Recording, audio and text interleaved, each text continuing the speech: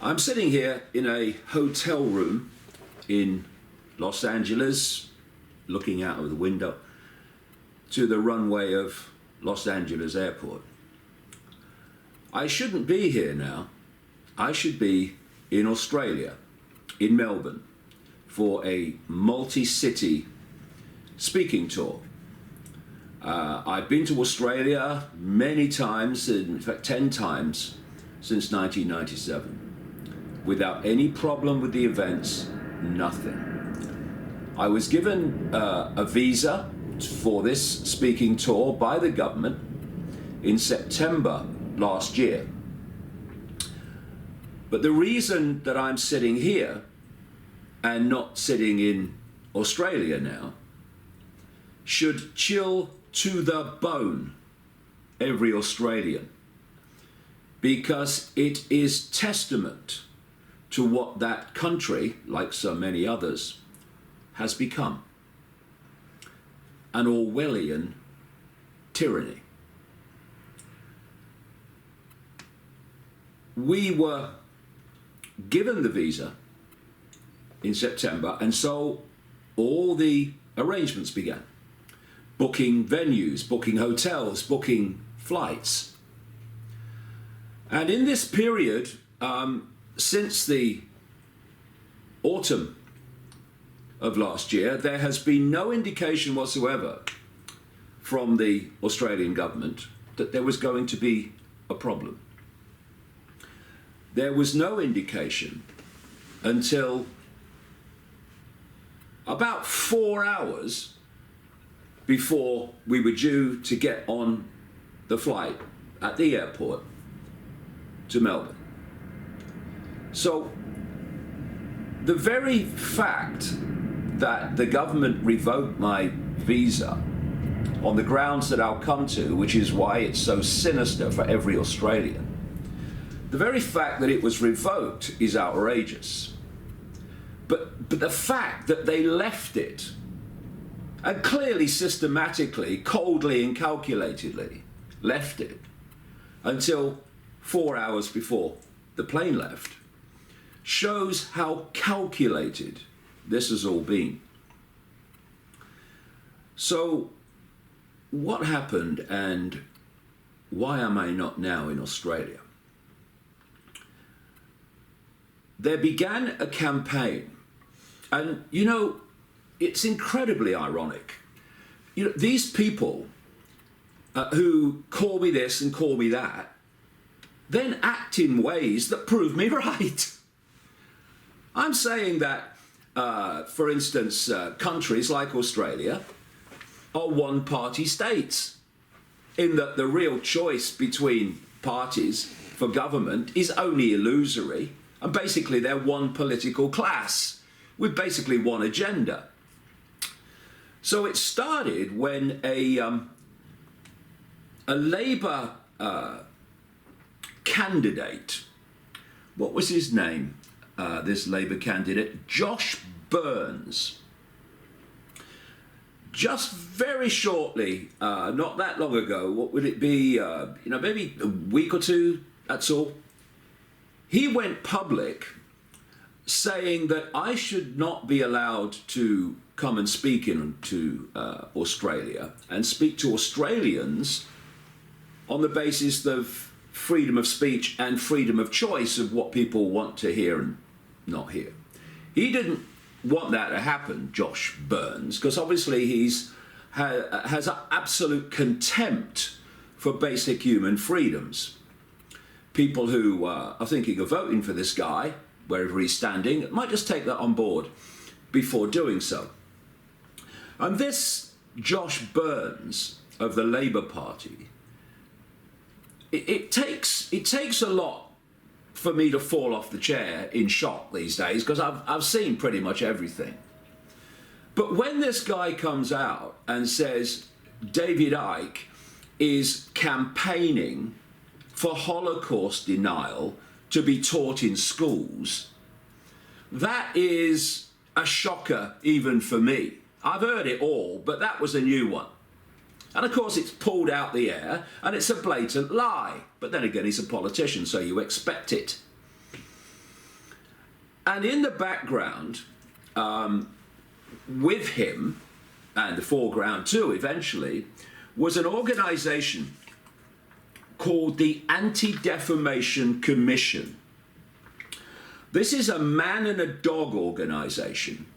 And let's put this into perspective, and let's put what is happening here into perspective.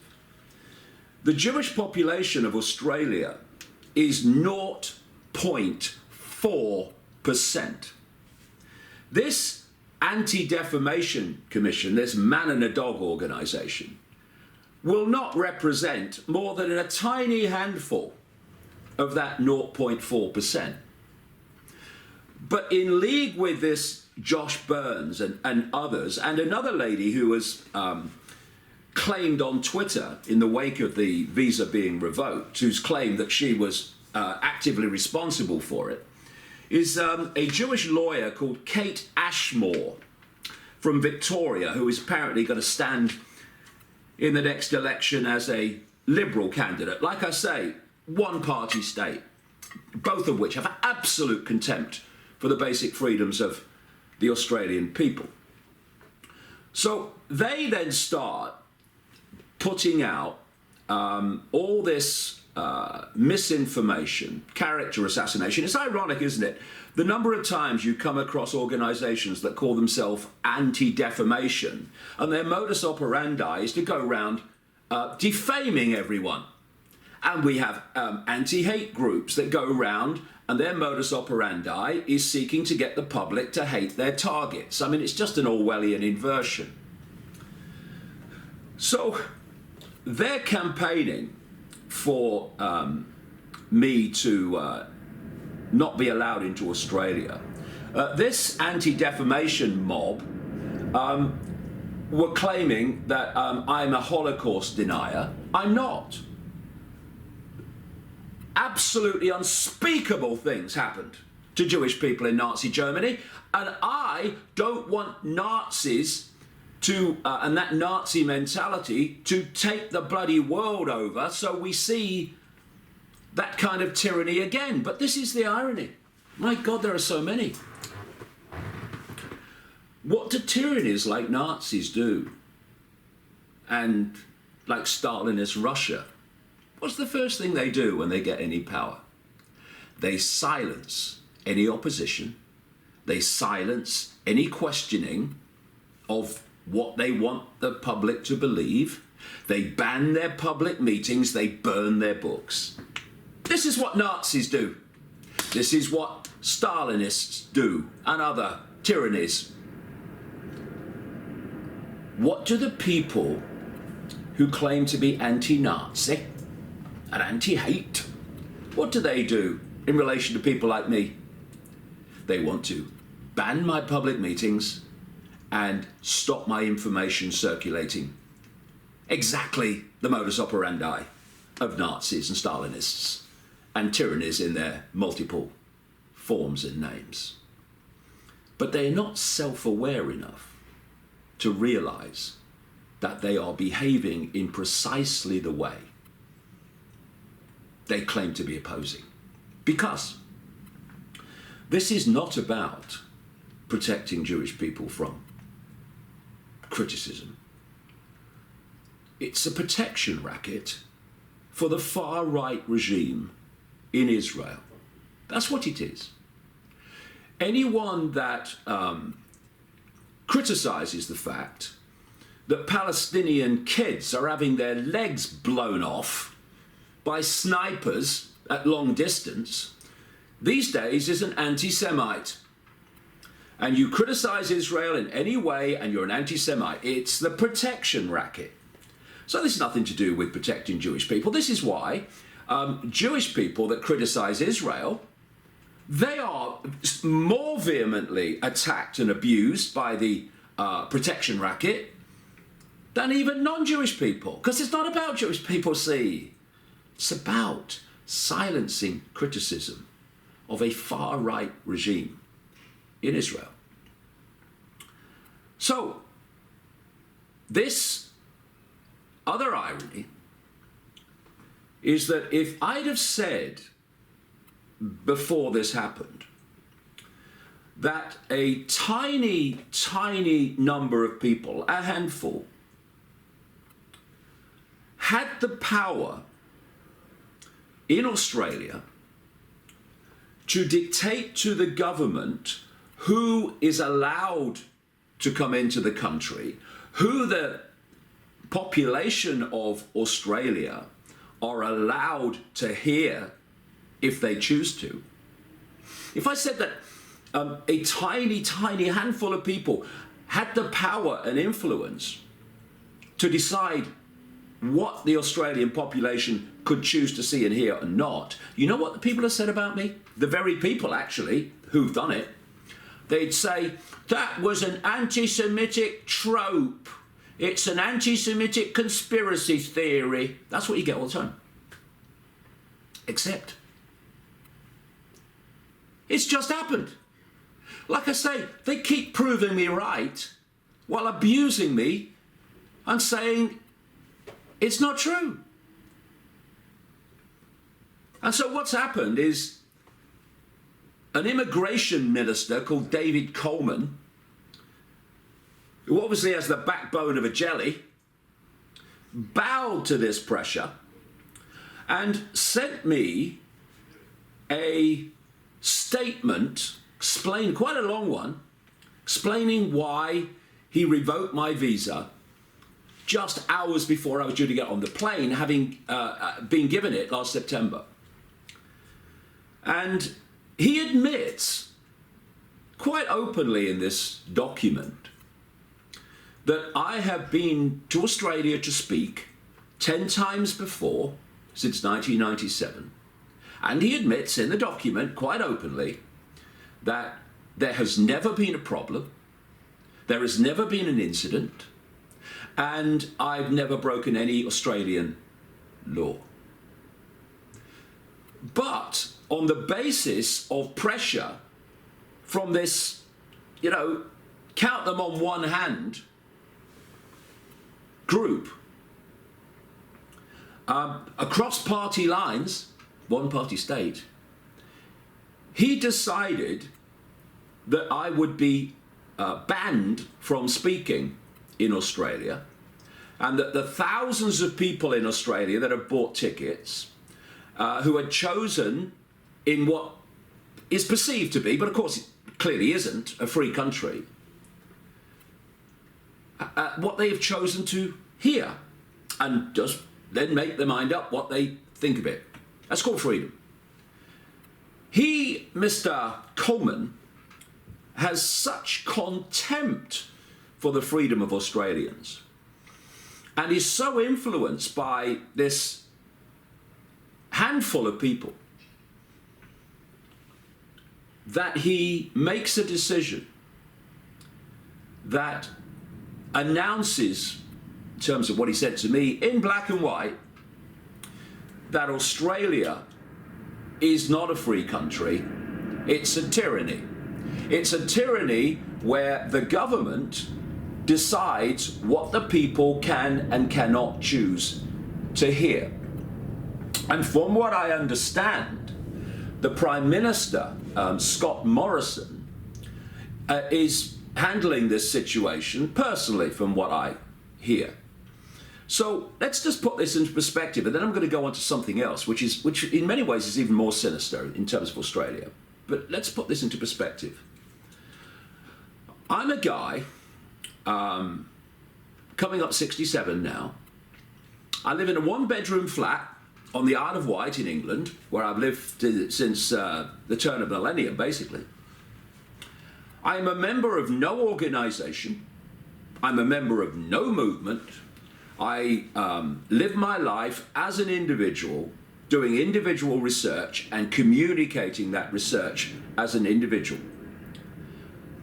But we've reached the point, and let's just, before I even say that, just remember what I was at the start, when I started coming out with things that challenge the norms that people are told to believe in. I was mad. I was a lunatic. I was the guy everyone should laugh at. That's what I was then. So, oh, he's not dangerous, he's just bloody mad. But as what I put out, again and again through the 90s and right up to present day, in book after book and talk after talk around the world, where there's never been a problem anywhere, by the way. They can't even point to other places where there's been a problem, never mind Australia. But as I've put this information out, and people have started to realise, hold on a minute, that crazy bloke, he's turning out to be right. What he said was the plan is happening. And my books from the 1990s are now being read on the television news in terms of changes in society. And thousands of people are now going, hold on a minute, what else is this bloke saying? Now, I'm no longer mad, because obviously, that doesn't work anymore. I'm now dangerous. This is what Coleman gave as the reason, and there was another two, which I'm going to come to, which I say is even more sinister in many ways. This is the reason that he gave for revoking my visa at the last minute. That I was a risk to the health, safety, or good order, what the bloody hell does that mean, good order, of the Australian community, or a segment of the Australian community. And we know what he's talking about there, obviously, because of the people that have pressured him in his wavering jelly backbone state to stop me speaking and to have contempt for the freedom of Australians. Well, how funny that I've spoken 10 times in Australia since 1997 and none of that has ever been a problem, because it's made up. Any excuse will do. And these other 2 points he makes in his statement, justifying or not banning me from Australia, is my views on vaccinations and global warming. Just ponder on that, Australia. That someone who has a different view of vaccinations to the pharmaceutical cartel that makes it billions and billions and billions in profits from vaccinations. Someone who has a different view of vaccinations to that. He's banned from a country in the Commonwealth so that he cannot express those views. Ponder on the fact that someone, like many scientists by the way, doesn't accept the official story of global warming. And because of that, the Australian government says you can't come in to Australia and give your view. Well, another fantastic irony is that I had no intention of talking about the Jewish community or Zionism in these talks. I was not intending to talk about vaccines or global warming. But it doesn't matter because they're just excuses. But this is the point. Just think, Australia and the world in general, what that says about your country, what that says about your freedom, that someone is banned from entering your land because they are saying things the government doesn't agree with. That is an Orwellian tyranny. And because the Liberal Party in government, Morrison, Coleman, and the Labour Party, supposed to be the opposition. I mean, you know, just throw that in for a bit of light relief, are basically both supporting my ban for these reasons. So when you vote, you basically have no choice, because you're voting for one of two faces or two masks on the same tyranny, who have contempt for the basic human freedoms of the Australian population.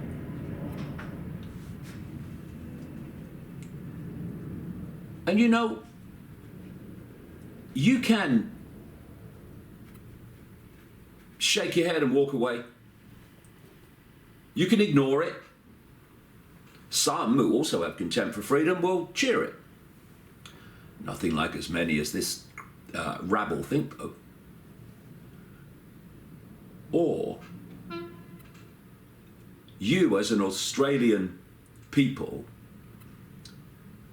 can let this be a catalyst to understand that the Orwellian tyranny is not some concept. It's not sometime over the rainbow. It's here and it's now, and I, at this point, am a very clear and obvious example that Australians live in a tyranny.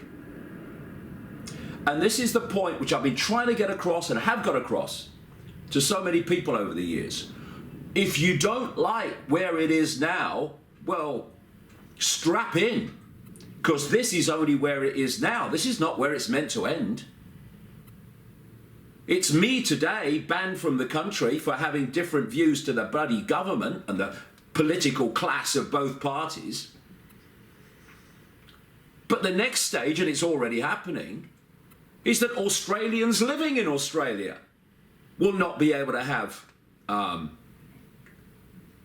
views and express views that are outside of what the government says is okay.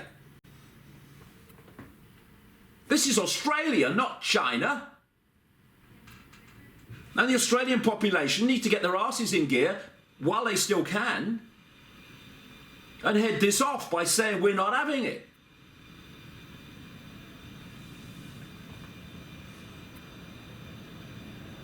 What kind of Australia are your kids going to live in, given the way it's going? How many people could look their kids in the eye and say, yeah, I'm doing my best for you? Well, on one level you might be, but what kind of world are they going to live in? What kind of Australia are they going to live in if this is allowed to pass on the other side of the street? What about the grandkids? What Australia are they going to live in? This is a catalytic moment. It's a very sinister and it's a very dark moment in Australia's history because of what it says about where Australia now is in relation to its ruling class imposing its will on the population. There's a petition going around. If you go to davidicke.com, you'll be able to sign it. Some Australians have put this petition together to demand that I be allowed in the country. But what we're looking at, ironically, is what I've been warning about for 30 years. The plan to delete freedom of speech so that only the government version of everything can be ever heard or ever expressed. And when I look, talking to this vaccination nonsense from these people, when I see governments not respecting the right of parents and not respecting the right of people to decide what goes into their body or not, and says we're taking your benefits away if you don't have your children vaccinated, What kind of tyranny is that? And put that together with what's just been done to me. The population of Australia is not large by the size of the land, obviously. But it needs to understand that its country is being controlled by a ridiculously few people. And they do not have your interests at heart, whatever party they may claim to represent. What's that line I hear? Great little ditty song. Come on, Aussie, come on. Come on, Aussie, come on. Get off your frickin' knees while you still can.